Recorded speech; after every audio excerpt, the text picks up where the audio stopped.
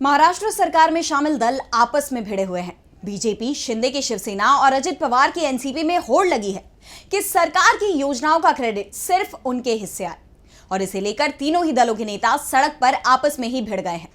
इस बीच इंडिया गठबंधन ने खेल कर दिया है। महाराष्ट्र में एनडीए कमजोर हो रहा है।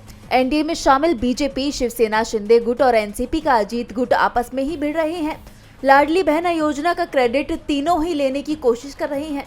शिंदे के पोस्टर से अजीत पवार और देवेंद्र फडणवीस गायब हैं, तो अजीत पवार के पोस्टरों पर सिर्फ वो ही दिख रही हैं और यही हाल बीजेपी के पोस्टरों का है।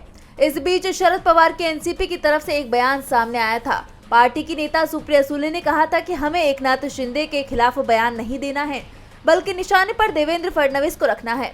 और अब महाराष्ट्र में अचानक ही देवेंद्र फडणवीस के पोस्टर लग गए हैं। ये पोस्टर किसने लगाए हैं, ये साफ नहीं हुआ है।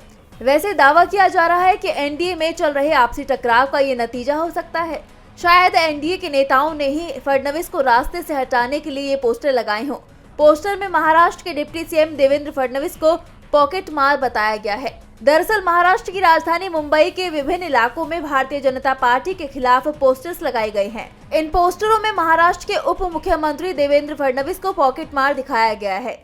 इसके साथ ही बीजेपी को भारतीय जनता की पॉकेट मार यानी कि जनता की लूट करने वाली पार्टी बताया गया है। इस पोस्टरबाजी के बाद अब महाराष्ट्र की सियासत में और तीखा टकराव होना तय माना जा रहा है। डीबी लाइव की रिपोर्ट।